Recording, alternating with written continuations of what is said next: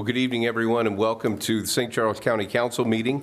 I'd like to introduce Bill Sontag from Harvester Christian Church, who's going to provide our invocation, and Councilman John White is going to lead our Pledge of Allegiance. If you would stand and remove your caps. You want to come up here,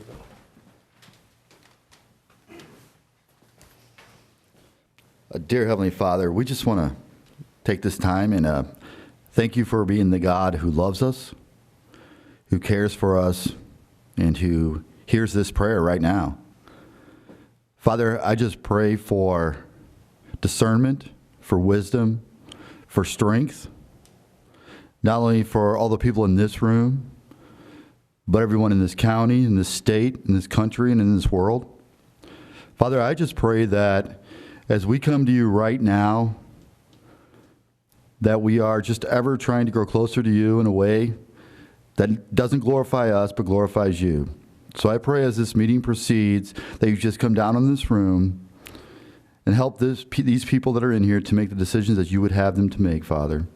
Father God, it's just such a blessing to be here. It's a pleasure to know you, and it's a gift that you've given us through your Son, and it's in his name that I pray.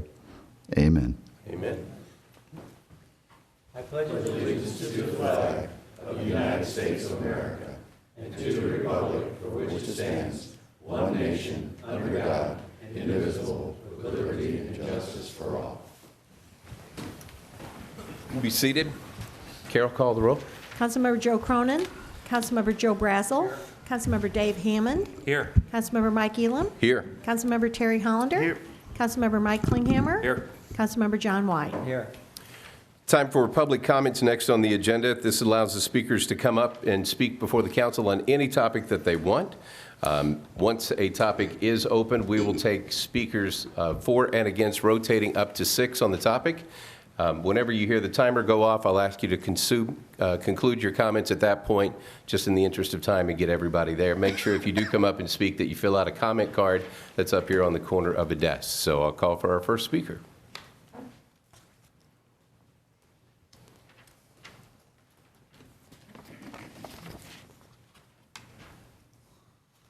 It'll show up in just a second. It's not on? There it is. Okay.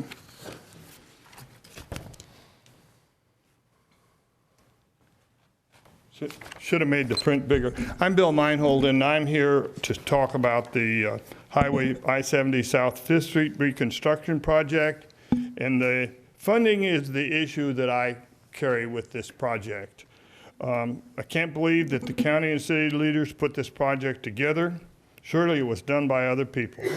Spending $6.5 million from the county and the city, then giving MoDOT the money, the project, I feel that the taxpayers in the county deserve better.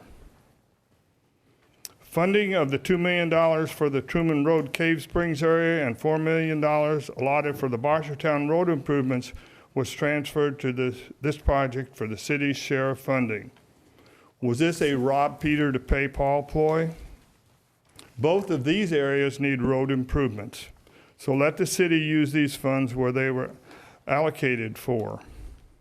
The major funding is county tax dollars and then a gift to MoDOT. As I was told, the county funding was necessary as MoDOT is strapped for funds. Aren't we all strapped for funds? County, city, everybody, even us individuals. Aren't we all, Highway 61 safety should be of the highest priority. Last Thursday, Mr. Elman said, we can't do anything long-term unless we get MoDOT more money. Mr. Elman, here's your chance. $6,456,000 of county money, $38,79,000 of federal money. That's $10,335,000. This would go a long way to make Highway 61 safer.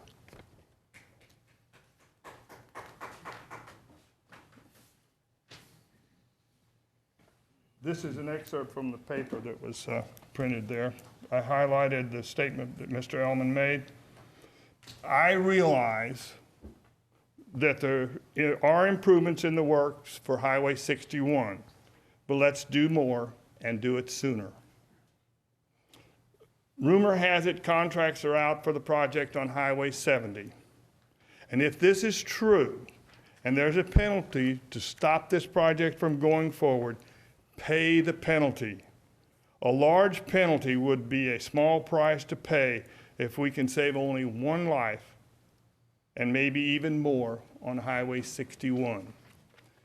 And just in closing, I'd like to say I've made a lot of telephone calls, and very few returns. Most of the time you leave a message, very few returns. I've talked to a couple of the councilmen, and I voiced my opinions with them, and they've been very congenial, I guess you might say, to listen to what I had to say. And I just would like to say that I think this project should not be done because of the funding procedures that were there. Thank you for your time. I left all that information on the, for you guys. We all have it. Thank you. Thank you. Are there any other speakers who want to speak on this topic? Mr. Aylman and County Council members, my name is Nancy Gamache. In the 41 years that I have lived at 1816 Fairgrounds Road, I have not been aware of any fatalities at 5th Street and Highway 70.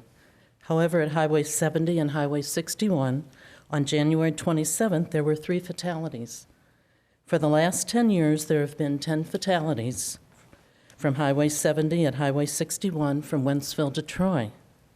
It seems obvious to me that this tremendous amount of money, namely $18 million for the 5th Street project, should be spent where St. Charles Countyans' lives will be saved. That would be improving Highway 61. Whereas it has been said that there will be 2 minutes saved of our time with this project for motorists at I-70 and 5th Street. I would personally like to be coming home alive, as well as my loved ones, as opposed to being 2 minutes early. How about you? Thank you. Any other speakers on this topic?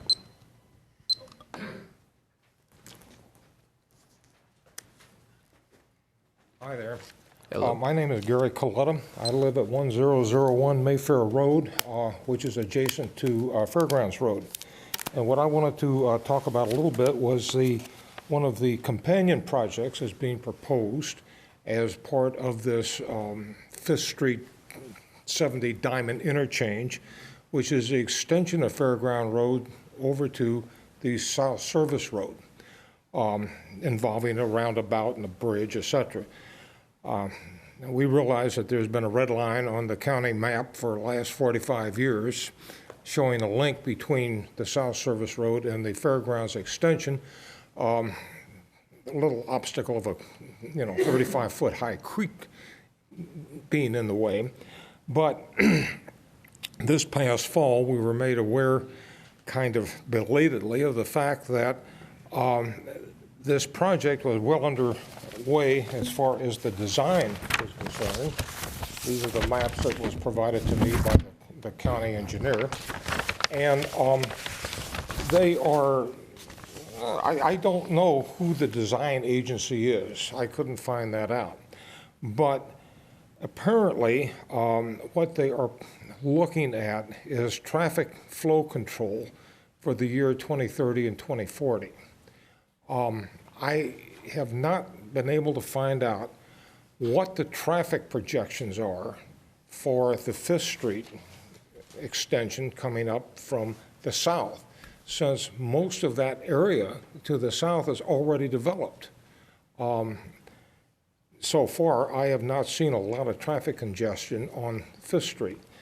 So in line of what Bill was saying about the fact that, hey, MoDOT is short on funds, et cetera, and that this project is slated to cost somewhere around $13 million.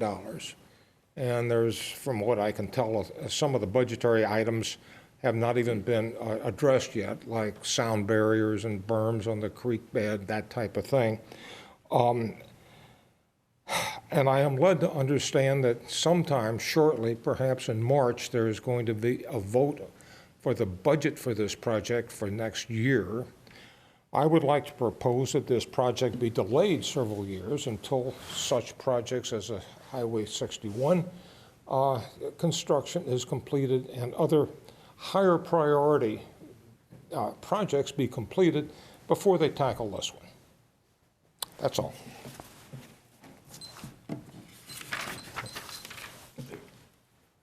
Because of the weather, our crowd didn't show up.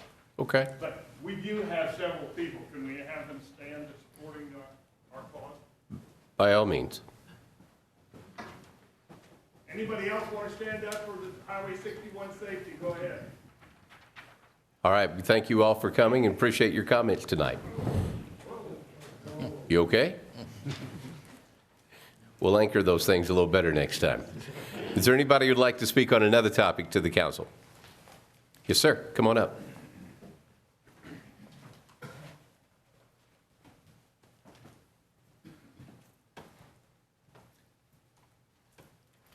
Good evening. Good evening, Executive Elman.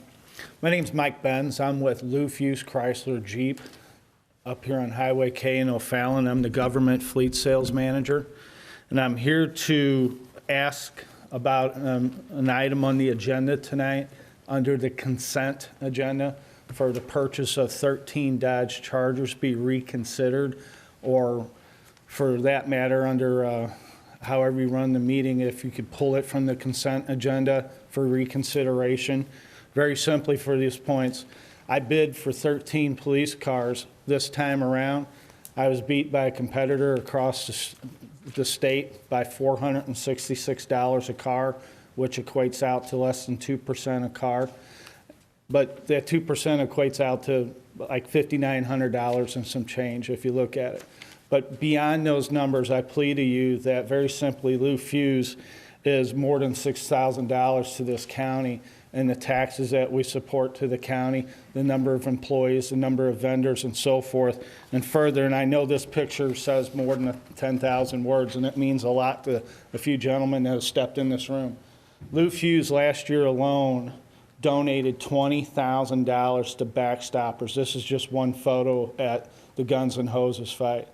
And that's what we'll continue to do regardless if you buy these 13 cars or not from us this go around. But we're here to support the law enforcement needs through our police car program, through Dodge and so forth. And we will continue to do that. We're fully into it. I personally have lent cars out to the department when they're in some downtime. For instance, when the radio swap was going on about a year and a half ago, these officers would have to pull their cars in. I let them test drive one of my new vehicles. We've had vehicles on the lot conveniently for the county to buy right off the lot. With that, I'd like to add to that, when this gentleman, who's my competitor, and I salute my competition, brings these cars to you, they're going to have 100 some odd miles on them. They're going to be road driven already, and then you get to add your equipment on it. When I supplied a car to have barely 15 miles on it, I deliver them to your police department up in the other side of O'Fallon. And then further, when the car is ready to hit the road, I change your warranty start date so you have a new warranty start date. So it's like no matter what the miles are, I'm changing your warranty start date to that day that the car is ready for patrol, thus saving the county a lot more money in the event that a repair comes up and it's right in that gray area where my competitor would probably have that car just sitting there and you guys put it on the road. So I plead to you that if you could pull that off the consent agenda, if there's any questions anybody has for me, if anybody knows and can attest to what I've done for this department, it'll be this gentleman here. He didn't know I was going to ask him to do that. But very simply, I wanted to point those things out. Anybody wishes to talk about it further, I'd welcome the opportunity. And we thank all of you from Lou Fuse. What you do for us is what we can do for you as well. I appreciate it. Thank you. Thank you very much. Is there anybody else who wants to talk about the purchase of vehicles? All right.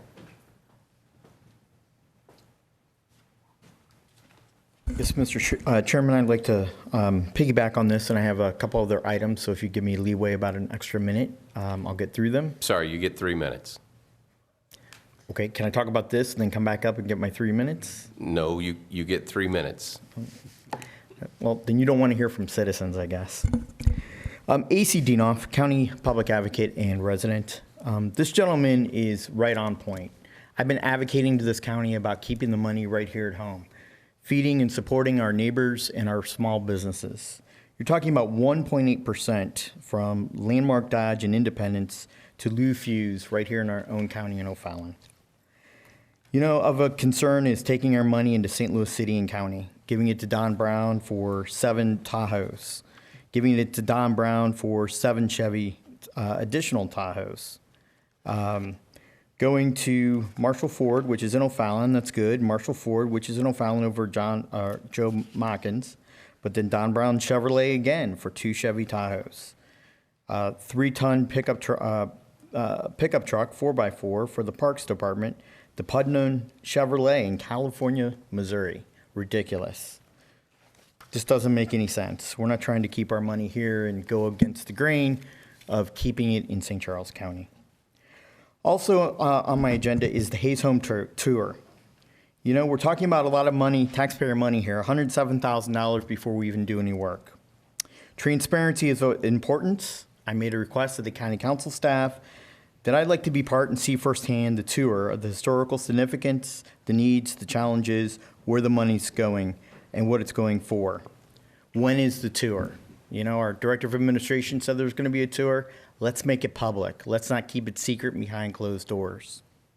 I still have not been given my answer when the tour is. St. Charles County neighborhood off Missouri Highway N in unincorporated Lake St. Louis will be the subject of the Dr. Phil show tomorrow on KMOV Channel 4 at 3 o'clock. I think it's of noteworthy if our police department and our community affairs department are doing something to rectify this and make sure that the whole story and all the facts are being told in this national story that will air tomorrow at 3 o'clock. And the last thing on my agenda is incident in St. Louis County Police Department report incident number 15/44728, in which our deputy director of the county election authority was arrested on August 8th for stealing $772, which is a felony under Missouri, assaulting a police officer and resisting arrest. Why this person is still on the job collecting a paycheck from our county.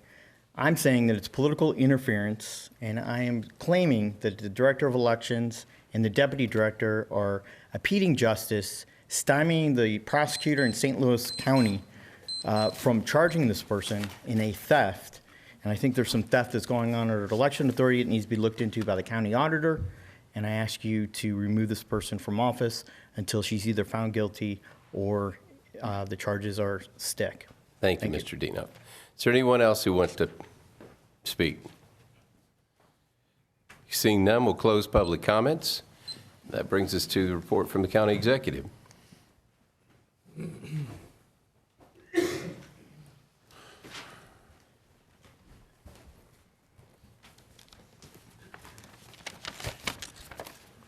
Thank you, Mr. Chairman, members of the council. I just want to give you a little report on something that happened this morning.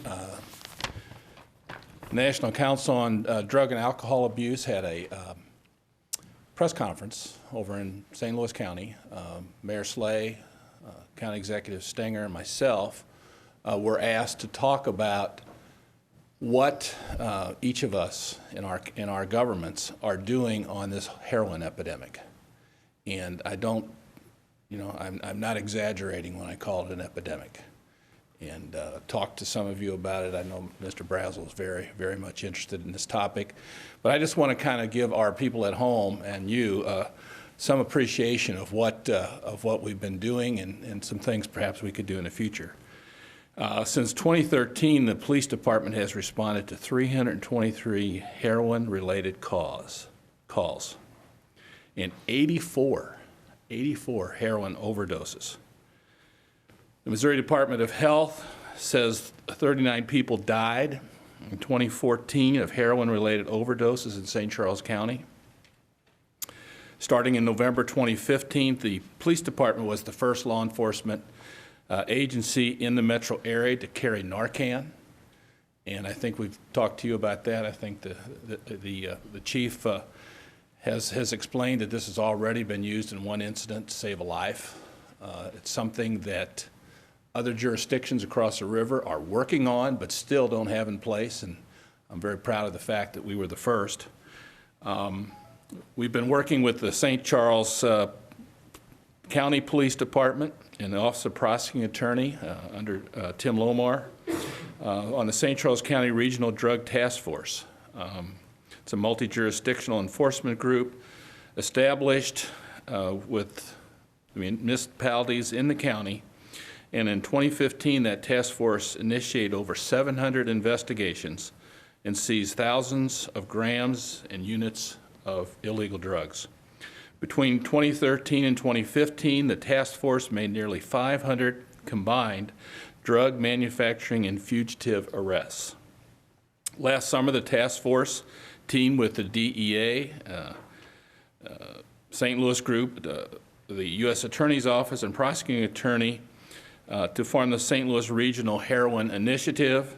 And if you remember, in June, they rounded up 56 people arrested in a 36-hour period and charged with various heroin-related offenses. That group took 34,000 doses of heroin out of rotation, which was worth an estimated $500,000. In 2014 and 2015, the Prosecuting Attorney's Office had the first 3 convictions of people charged with selling to someone who died of an overdose. And as far as I know, I think that we're the only one who have taken that step, and the other jurisdictions have not yet charged anyone under that type of scenario. Our prosecuting attorney office has taken the position anyone convicted of selling heroin in St. Charles County will do prison time.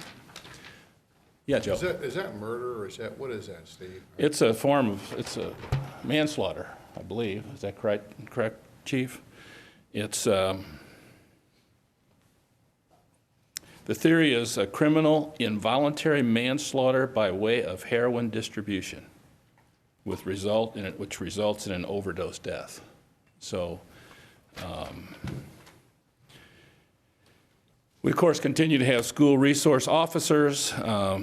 It's becoming more and more apparent that it's important we start educating the youth at a very early age. We have something that the prosecutors put together called CRUSH. It stands for Community Resource United to Stop Heroin. And the initiative involves schools, law enforcement, police departments, regional task force, community leaders, healthcare organizations. They meet on a monthly basis to address the growing heroin epidemic. The group plans and implements events, target the education and prevention of substance abuse. There was a teen drug summit, reached over 400 6th through 8th graders, and talked about the dangers of heroin. Empowers students to make decisions that result in a drug-free life. Outside of CRUSH, the Prosecuting Attorney's Office presents high schools across the county to discuss with students the legal ramifications of using heroin. The police department has teamed with CVS pharmacies to place a drug collection unit in the lobby of the police department. At the county, we have established and worked to set up a system where any of our employees who suspect that their spouse or their children or themselves, well, they would know, but their spouse, primarily their children, might be using drugs. We've set up a procedure where they can get a free drug test under their health insurance policy. And again, the problem with this is that when you say heroin, people think of, well, that's an urban problem. Well, it's not. It's a suburban problem. It's a problem in the little towns across the state. And people need to be very, very conscious of what's going on. I know that when Tim Lomar first took office, we had a meeting at my office with all the chiefs of police, and that's the first time I found out 3 years ago that meth is nothing now. Well, I shouldn't say nothing, but meth is second. Okay, heroin is the big problem. But you know, you hear about that, and I remember when meth was the #1 problem, and I was in Jefferson City, you hear people testify in favor of bills dealing with the meth problem. And you knew there was a problem, but I didn't really find out how extensive it was until I became a circuit judge. And you see all the lives ruined by drugs. And the same thing now is happening to our children in this type of neighborhood, type of neighborhoods we have in St. Charles County.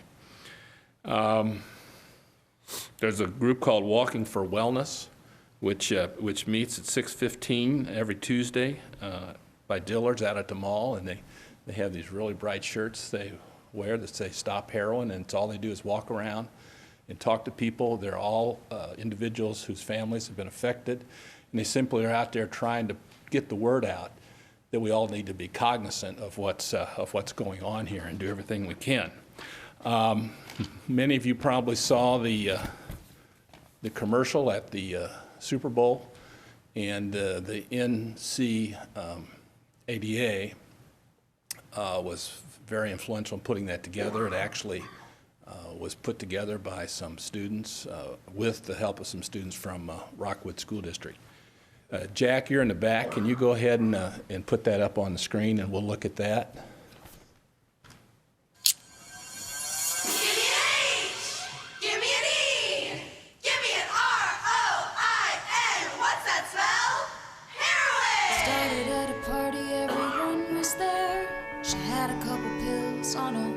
But now she's missing class and she's dropping her pom-poms. Nobody knows where she is, not even her mom. Everybody thought she was the all-American girl. So there goes the books, it's all about the score. There goes the doggy, life is such a bore. There goes the family, she's got a new friend. There goes the looks, this is the end. I guess she really was the all-American girl. Pick up heroin and you'll throw away everything you love. Share your stories on Instagram with #heroin. Very powerful. If there's any questions, I'd be glad to ask them. If not, Simon, I believe you have a report that you'd like to present as well. Thank you.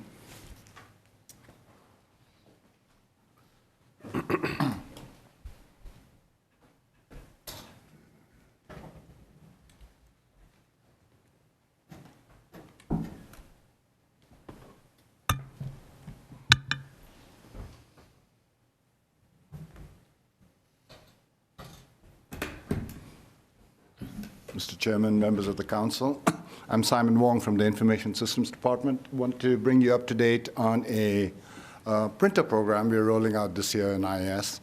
And even though I'm up here talking about it, the project manager for it is really Jana, and she's sitting behind me in the center row right here. So this is the Managed Print program, and let's define what managed print really means.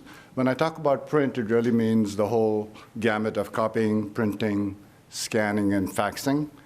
In 2015, I was tasked by administration to look at this area and understand not only what we have, but whether we can do anything to manage it a little better and have some metrics around it and be a little more professional about how we support all these devices in the county. So most of 2015, we spent collecting data, trying to understand what we had. And what did we find? We found that it's actually hard to get data about the printers because it's scattered in multiple places. Our records weren't very great about the number of devices that we had. No real central source on the volume of print that we had. There was multiple processes within the county in terms of multiple departments, ordering supplies, having their own contracts with service providers. The billing was spread out across multiple departments. What we did find was the approximate spend is about $200,000 a year. And the number of devices, like you can see down there, seem to be a little high for a county our size. Right? So 538 printers. And these printers are all different sizes. Large multifunction devices, small desktop printers, so they're scattered all over the place. And then there were 6 service companies that actually provide the maintenance on the different printers that we have all over the county. We also did find that there was some opportunity to save a little money, hopefully. One was a Department of Energy study that talked about the difference in price in printing black and white and color pages based on the size of the printer. And this cost is a combination of all the costs associated with the print. So it's not only the ink and the paper, it's also the repair costs, the ordering costs, all of those kind of factored in. So there's, if you look at the table, the multifunction printer costs only a penny per page, whereas an inkjet printer might run you up to 8 cents for the same print on the black and white side. And then also from the industry readings and the journals and talking to people, there is about a 10 to 30% opportunity in saving costs if you were to manage this entire process a little better. And what do I mean when I say manage this entire process? So one is you need to streamline it. You can't have the processes spread out across multiple areas. You can't have multiple people doing the same process in different ways. There is some cost savings from leveraging your buy and spending it with one vendor as opposed to splitting it out across multiple vendors. So those are all the different things that go into a managed print managed print program. So in 2015, we created a print advisory group with representatives from different county departments, got their input, and then we published an RFP to go find such a vendor. And we had, the goals of the RFP were to find a provider that offered better service, gave us the prices up front for what it would cost to print, allow us to keep our inventory. Because we had bought different models of printers from different manufacturers over time, we didn't want to standardize on one. We wanted to continue to use the printers until they reached end of life. So that was, because you have national managed print providers that want you to use all of their own equipment, so they come in and they kind of give you credit and they remove all your printers and they give you all of their own equipment, and that wouldn't have worked for us because we have just too much variety. So in 2016, the highest scoring vendor that we had in response to the RFP is a local company, actually. It's called NSC Diversified. They are currently providing service to both the courts and juvenile departments. As I said, they're local, and they currently have a bunch of satisfied customers all over town. So those are some of the customers that they have locally. And we're expecting with NSC to provide better service to all the county departments in terms of not only ordering supplies. So one of the things they can do is actually monitor the ink levels in your printer and ship it to you right before it goes out, because they know how much approximately you print on the printer and when you're going to run out of toner. So it spares people from having to, one, get on Amazon or wherever people go to order ink, and then stock up toner in cabinets and then run the risk of toners not being used when the printer dies and is replaced with a different model. So there's some efficiencies in that. They also handle repairs on most of the printers that we have. And one of the primary benefits of using somebody like that is they are not paid for the service calls that they come out on the printers that they manage, right? So we pay a fixed amount per page, whether it's a black and white page or a color page. If they have to come out and keep servicing the printer so that it prints, it's all on them. So it's in their best interest to make sure the equipment is running. So when they do come out to fix a printer, they normally do preventative maintenance on the other printers, which basically enhances the life of the fleet that you have. Even though we can sign a long-term contract with them, at any time if you're dissatisfied with them or we think the prices are too high, there's a 30-day out on the contract, and they have never lost a customer. They'll also help us optimize our fleet. So they're going to look at our usage and see how many printers we have where and make recommendations about where we could possibly move them around so that the size of the printer goes with the usage that you expect out of it. And then they have programs around refillable toners and extending the warranties on the current printers. So there's multiple advantages to going with a company like a managed print provider. So real quick, what's next? The vendor is on premise these days, going around to different departments, collecting inventory, along with Jana's staff. They also need that information before they can come to us with contract pricing.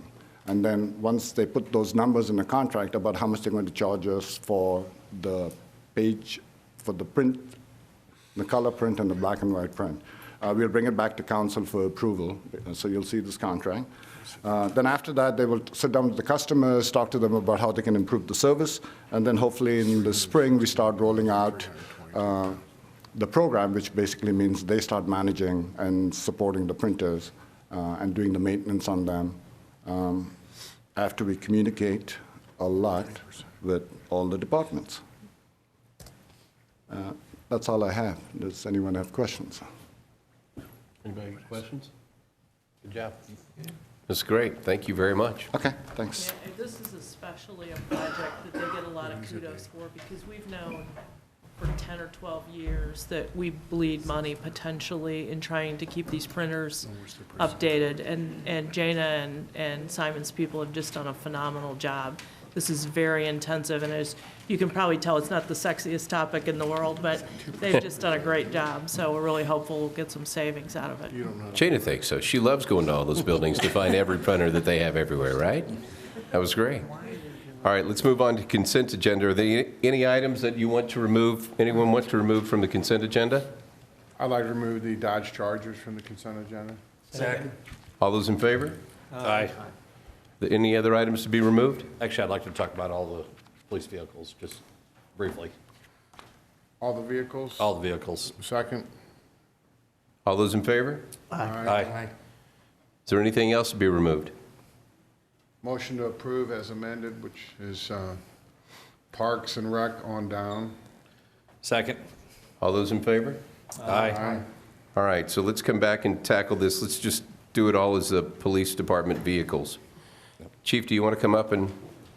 Well, I don't know if it's Bob, really. Sorry. I have to come up there, but He don't it's a have. one-sided conversation. Chief, do you want to bring Bob up here? Chief has not I'd like to, can I start? Chief, I'm driving the cars. Thank you. I appreciate that. It's all right. Dave's got my back, so I'm good. Yes, sir. Mr. Chairman, Chief has not been part of this particular decision. Bob and I have talked about it. I'm sure what he's gonna tell you is if this had been a smaller number, it's probably within the margin where we would have looked very seriously at a local bid. But the thing that bothered us is the total amount, which was $6,000. So we admit this is a tough call. This is the one that we're making, and it's we're asking you to agree with us. We understand if you don't. Mr. Brazel, you want to start? Yeah, Bob. No, I appreciate you guys looking at the dollars. I get it, but what's the percentage spread here? Is it like 2? Well, can I give you kind of an overview a little bit? Because it's yeah. less than 2% if you're working on percentages, but we have 6 bids that are on your agenda tonight with a total bid award price of $888,000. 2 of those bids, the 7 Tahoes, which is the second police bid, and the 5th bid, which are 2 Tahoes, are bids in which there were no local vendors involved at all. That's about, the dollars represented by those 2 bids are about 1/3 of the dollars that we're talking about in all of these bids. The other 4 bids then are the ones that had some local vendor involvement to them. Of the 2 bids that were used in the local vendor preference criteria that we generally utilize, that accounted for about 40% of the remainder of the dollars, and about 60% of the remainder of the dollars went to bidders other than local vendors who just outbid our local vendors. So specifically on the 13 Chargers, it was my belief, and as the county executive has said in the discussion with him, historically, we've used a number of around 2% going toward vehicles in a local vendor situation.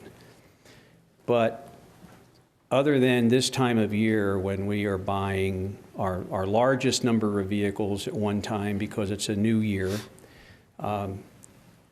other times of the year, and most of the times we talk about the 2%, it is in dollar amounts that are much less than what we're talking about here at $300,000 plus. The one thing that we have said all along when we're talking about local vendor preference is that the higher the dollar amount goes, the smaller the percentage goes too. You don't utilize a 2% threshold for determining local vendor preference if you've got a $500,000 or $1 million bid, as you would if you were dealing with a $30,000 single vehicle purchase. There's a sliding scale there that needs to be utilized in determining local vendor preference as far as the percentage tolerance you're going to utilize. So I don't believe the 2% is a valid number to apply to a $316,000 purchase. I think that 2% needs to be less. And in this case here, aside from what I believe this bid violates in our historical practices in using local vendor preference, we've had some discussions, and Councilman Klinghammer's been involved in those as far as our purchasing policy rewrites. And one of the proposals that we have in place right now is that we would be modifying our local vendor preference language to establish a $5,000 cap on any local vendor preference award. And that would go for awards from $50 to $1 million. We realize that local vendor support is important. And in 2 of the 4 bids that have local vendor preference consideration here tonight, 2 of those awards were actually awarded to local vendors. We do this on every bid that comes through the finance department. So this is something that we religiously look at and scrutinize with a great deal of care. But at the end of the day, when you award local vendor preference, you have to weigh local benefit to the community for the fact that you're consciously paying a higher dollar amount for that, and we didn't think that the $6,000 in this case was justified. So that's really where we are with that. What is the percentage difference? Is it, I know I 1.89. 1.89, okay. And my question would be is there any added value, and I get what you're saying, and I appreciate the fact you're looking out for the taxpayers' dollars, but my question would be is, being out of Independence, Missouri, and this dealership being in O'Fallon, Missouri, isn't there added value since the police department's in O'Fallon, Missouri, that for service? I understand that the warranties go, but it doesn't matter who you buy it from. However, relationships are important. And if you're developing a good relationship with a steady vendor in O'Fallon, Missouri, doesn't it actually benefit the police department if they're purchasing, bringing their cars for service, for warranty work, and that they're giving them cars and probably not charging them for it with that relationship, because that's what he said he does. So isn't that added value that you're not going to see in the, it's going to be well surpass the $6,000? Well, I understand that, and we have good cooperative relationships with most of our vendors where we get that kind of support. We get that kind of support from other dealerships that we work with as well. And in the case where dealer work is going to be needed on a vehicle, we're using local county dealerships to perform that work. We do have a bid out for routine maintenance, oil changes and things like that that we put out every few years and update. But when dealer work is needed on a vehicle, and we've got hundreds of vehicles that applies to, we patronize our local dealerships in that regard. So we value those relationships a great deal. But you got to be careful about getting into situations, we're going to let you use a car, or we're going to do this to and delay the inception of the warranty to after the car's stickered and that kind of thing. That's a nice consideration, and we do appreciate it when that happens.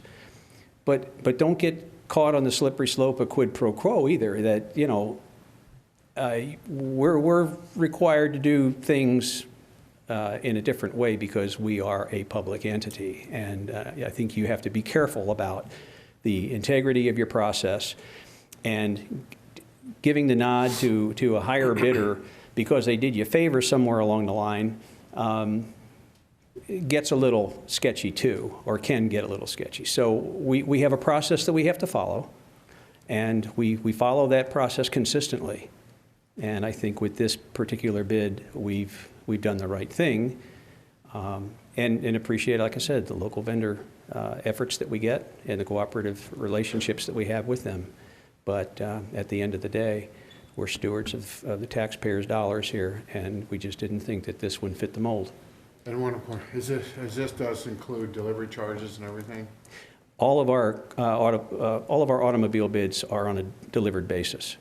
Okay, and then the third point would be is, the only thing on this is, and I get it, Bob, this is not an easy decision. I understand. I get it where it can go both ways. I'm just saying that at some point, it's like $6,000 on a $320,000 bid.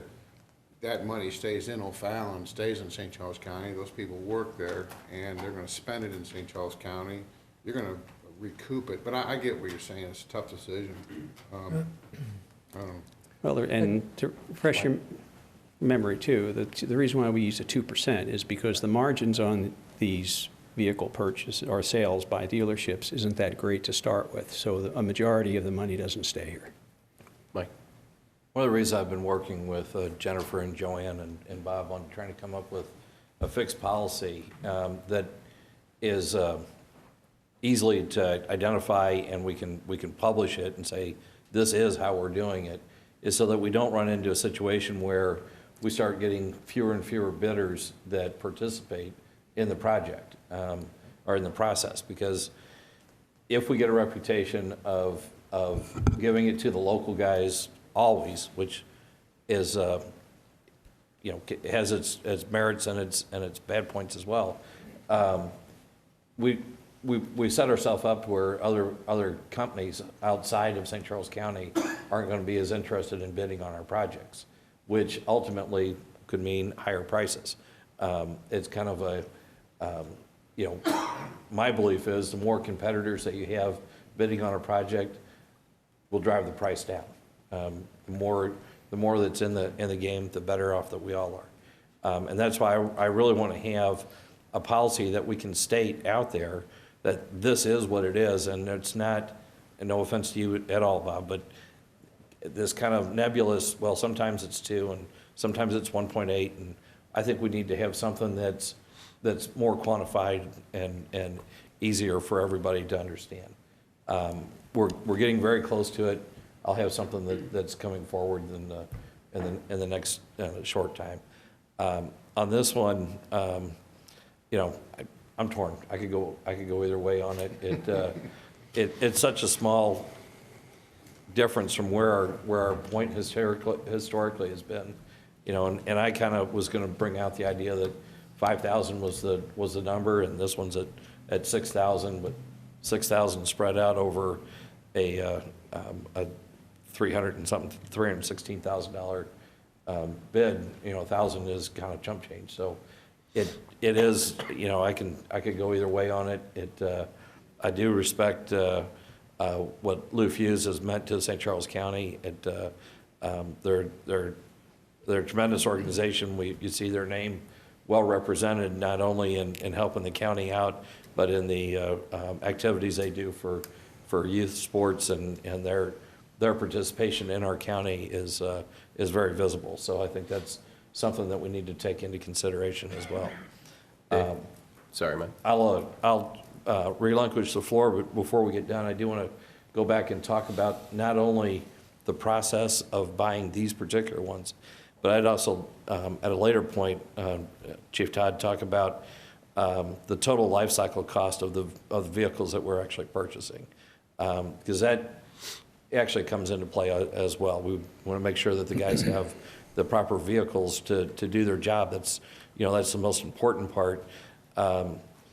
And, Chevy Tahoes versus, Dodge Chargers, I think we need to take a look also at the total cost of the type of vehicles that we're putting out on the road. And in this particular case, I strongly suspect that the more expensive Tahoe was actually the better deal because of its residual value at the end. Anybody that's tried to buy a used truck knows that they're extremely expensive. And cars, after they've been driven hard by our guys doing the job they need to do, just aren't worth very much at all. So I'd like to have further discussions about what type of vehicles that we're actually looking at and make sure that we're looking at the life cycle cost and not only the upfront cost. You good? Thank you. Dave? I think Mike pretty much stole my thunder there. That's pretty much the question I have. Well, great minds think alike, right? Yeah.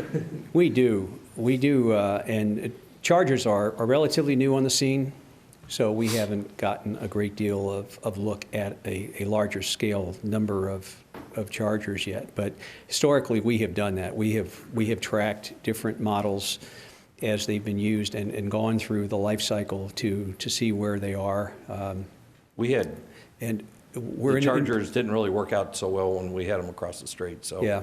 It's something I think and of course, over a decade, the product changes a lot also, giving deference to our friend over there. But the four-wheel drive sport utility vehicles are, in my opinion, are easier to convert back over after at the end of their cycle. Agreed. And the only caveat I'd throw into that is, because we've had some of those discussions, is the fact when you're talking about patrol vehicles that are when you're talking about different police scenarios, Tahoe at times isn't the best vehicle to be in when a police situation arises. So in that case, I certainly want to defer to the police chief, and I don't want, as a bean counter, I don't want to be telling the cops what kind of cars they need just because of the price tag. And I think that's why I brought that up as well.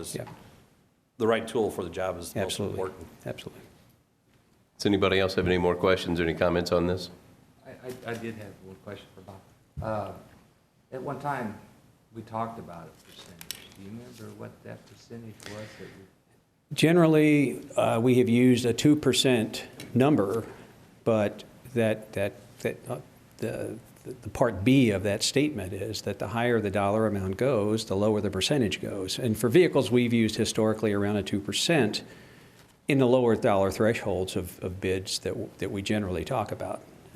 And as you get higher, and this is $300,000, the $6,000 is If we had broken it up into $2,000-$3,000 ones, the dollars come out exactly the same. If we were buying. I'm not sure I would have even bought that, but. Well, you're going to make a motion, Mike, if you're going to make one. I would like to make a motion. Go ahead. Considering there's 10 vehicles, that's very little. 13 vehicles. That seems very little per vehicle. It's $462 a vehicle. So I would like to make the motion that we accept the local bidder in this situation. I'll second. We have a first and second. All in favor? Aye. Aye. No. Sorry. No, Discussion? There's a way to do this, but it's on the consent agenda, which means we've already agreed to this. Oh, you and have? You can't amend something on the consent agenda. We can send, if you don't approve it, we can send something back, or any of you could put in an actual bill to change it.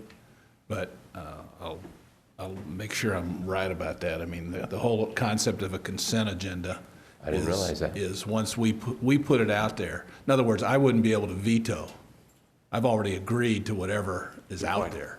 So again, I'm not, I think this is a tough decision for everybody here, but the correct way procedurally would be for you simply to table it, and then either we bring the other one back to you as a consent item, or you can go ahead and put it in as a bill. Would you like to amend that motion? To table this? No? Yeah, I'm sorry. You could not only table it, you could vote it down if you like, too. That's fine. Okay, but currently, I believe we have on the table that we're discussing all of these particular issues. So Let's break it out as a separate vote just on the 13, Mike, if that's all right with you. So I was going to ask Dave if he would like to make a motion to table the 13 Dodge Challenger police vehicles.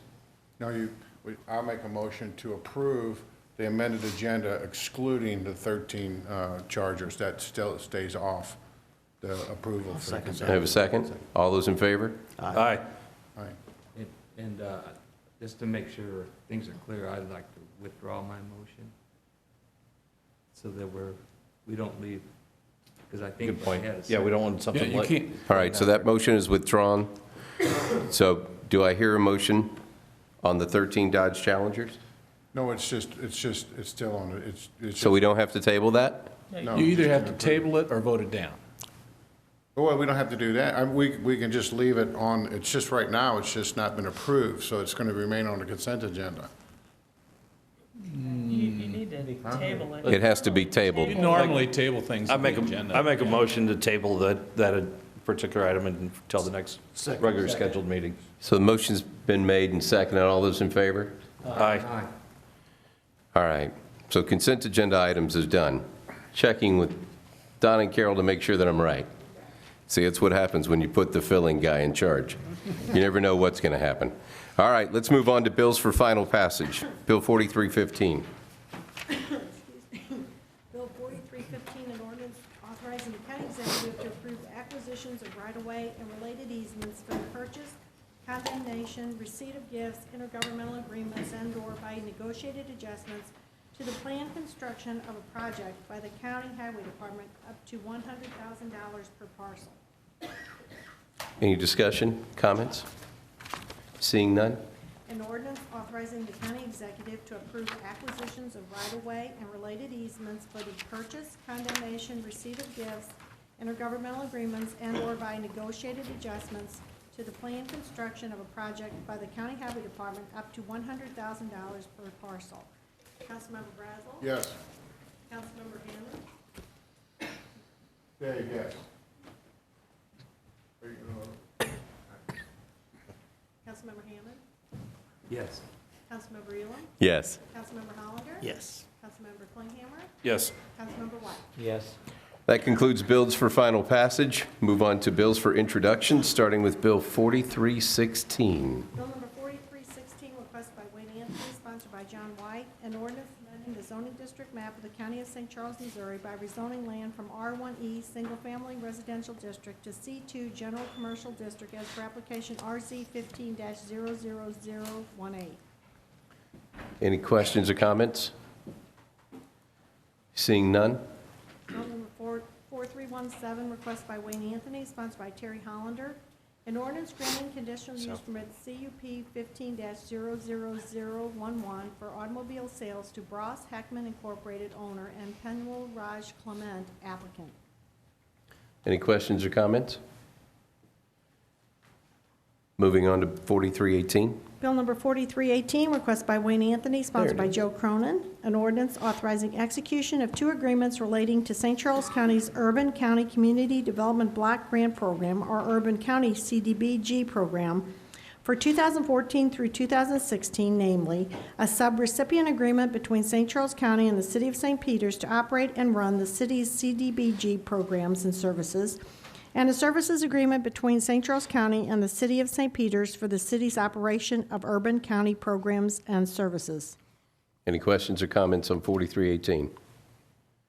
Seeing none, 4319. Bill number 4319, requested by Wayne Anthony, sponsored by Joe Cronin, an ordinance relating to housing and community assistance, and one, approving the 2016 annual action plan for St. Charles County, Missouri, in its capacity as an urban county for fiscal years 2014 through 2016, under the Community Development Block Grant Program of the United States Department of Housing and Urban Development, HUD, and authorize the county executive to execute all documents or certifications required for submittal to HUD with the action plan, and two, further authorizing the county executive to execute the funding approval agreements that HUD shall require upon approving the 2016 annual action plan. Any questions on Bill 4319? Seeing none, move on to Bill 4320. Bill number 4320, request by Joe Brazel, sponsored by Joe Brazel, an ordinance amending sections 405.060 and 405.420.a ordinances of St. Charles County, Missouri relating to recreational equipment or trailers. Joe, do you want to talk about this a little? The only thing I did, and Robert Meyer and Greg, I think they wanted to add, they got some other changes in here that they said they needed to clean up. But the only thing I wanted in this bill was, I had a constituent call me, and she was trying to get a variance for a shed, you know, agricultural shed, and she needed it 700 square feet bigger, and the county asked her what she was using it for, and she said she's putting a recreational vehicle in it, and it was over 24 feet long. It was, I don't know how long it was, 40 feet, 35, whatever it was. And so they told her she needed a variance for that too. And she called me up and said, why would I need a variance for an RV if it's inside a barn? And I said, no, that's got to be a mistake. And so I called Greg up, and it sounded a lot. He goes, oh, I don't know about that. I was on the council with Jimmy and John, and that would have never been my intentions to say that it can't be more than 24 feet if it's in a shed. And so, we just cleaned it up. We changed it. So if it's in a shed, in a machine shop or a barn, or an agricultural barn enclosed, the sizes are irrelevant if it's in a permitted shed. And that's what we did. We just took that out of it. Okay. I don't know what else you guys did. Did you make some other changes? Well, there was one section in the existing ordinance that honestly had missing language in it. So we felt like we shouldn't touch this section without just simply correcting how that read. Also, there was a provision in this section that referred to applications for waivers between, I think, the years 2005 and 2010. We're well past that. So there was no need to have that process spelled out in our ordinance anymore, since we're amending this section anyway. Robert proposed some language that Ms. Reagan drafted then to clean up the ordinance, get rid of the irrelevant language, and also then accomplish what Mr. Brazel had requested. Okay, once again, I'm going to request this. It's 70 pages long. Goes from page 450 to 520. Can you just give us the summary of it? Okay, 70 pages. It would be a lot easier from our perspective if we got the executive summary. Well, two things. One, it has to be that long because That's the fine. existing That sections is are that absolutely long. fine. But I thought we'd actually Slap a memo provided- on top of it that says, this is what we're doing. I thought we had provided a memo to the council office for distribution to the council members, so if that didn't reach you, I apologize for that, and I'll figure out where that is. But yeah, we did have, I think it's a 1 page, 1.5 at most, That's what I memo like. that Ms. Reagan drafted to go along with this that Great. we intended that, for you to get. So sorry that didn't get to your inbox. Okay, thank you very much. Any other questions or comments? All right, no table bills. Any miscellaneous or announcements that want to be made? I don't know if it's appropriate to bring this up, but John. Then don't do it. I'm just I wanted to catch John because I heard that the Highway P and 4661 project for that overpass had been delayed. And that's always been important to me that be accomplished, and I thought it was going to be built this year. And now I understand that's not going to happen, and why isn't it? John, yeah. You're talking about Piney Road? Which one? I'm talking Highway P. Yeah, P and Piney. Isn't that is that Piney Road? Is that the? Yeah, P and then Piney's on the other side. Yeah. And that's a project that we have a cost share with MoDOT, Wentzville, and the county. We're providing $3.5 million on a $12.5 million total project. MoDOT is the lead agency on that, and they're in the process of designing that project. It's my understanding that they're pretty far along with the design, but they have not started the right-of-way acquisition. They may have one parcel acquired. So they're anticipating, I think you're correct, the original schedule that had been constructed in 2016. The current schedule that I've seen is that it'll be start construction in the summer of 2017 and completed in 2018. So it has been delayed. The exact reason of that delay and all that, I'm not exactly sure. But I think it's associated with right-of-way and design issues. Because I understood that there were several designs already out there, and then we went back to the original diamond. Mr. Chairman? Yes, sir. Yeah, John, correct me if I'm wrong, but I mean, part of this is there wasn't a unanimity about design, and we kind of went back and forth and probably lost a few months just talking about the design. Yeah, But still, we thought it was going to be built this year, and MoDOT is, you probably know by now, they're very conservative when they do these schedules, because they'd rather come back and say they got it done early than not get it done when they say they're going to get it done. So. Yeah, and you are correct. We went back and forth on the design on whether it was a traditional diamond or an interchange that had a roundabout and a kind of a loop. And that did go back and forth, and it ended up that the final design that everyone agreed on was ultimately going with a roundabout and a more of a curve versus a traditional diamond, primarily for operations and cost and Wentzville and the county, and I ultimately agreed that was the right solution. They are working, as you're familiar with that area, I think it's the Dry Branch tribute. Dry Branch goes into Coal Creek there. So they had to take a careful look at the hydraulics. It's my understanding that took a little bit more time than what they estimated. They're actually adding some additional culverts and underneath the roadways, but there's been several small items like that that I think they're projecting their schedule longer than hopefully than what it will be. But these are small things that are pushing that schedule out beyond what we thought this year. You know, that's disappointing to me because I know that's a very dangerous, probably one of the most dangerous intersections in this county, especially on the highway. So if there's anything that we can do to facilitate that, I think we can do that. Mr. Chairman, I would simply add that, and I don't know, I haven't talked to John about this, but you know, if this type of situation comes up again, I mean, it takes time to get 3 entities here to agree on what to do. We probably should have put a stoplight up there immediately, and then we could have, you know, not worried about how long this takes. But you know, there was some, you know, there were some things. We went to MoDOT. We went back to them and said, hey, listen, we don't really like this. Would you take another look at that? So you know, part of it was trying to get it right. But if our only concern here was, well, it's not. We're concerned about the whole system, but safety definitely was part of the concern, and we probably should have just gone ahead and got some traffic lights put up there. And that may be the thing we need to do with the rest of the intersections on Highway 61, if safety is that big a problem.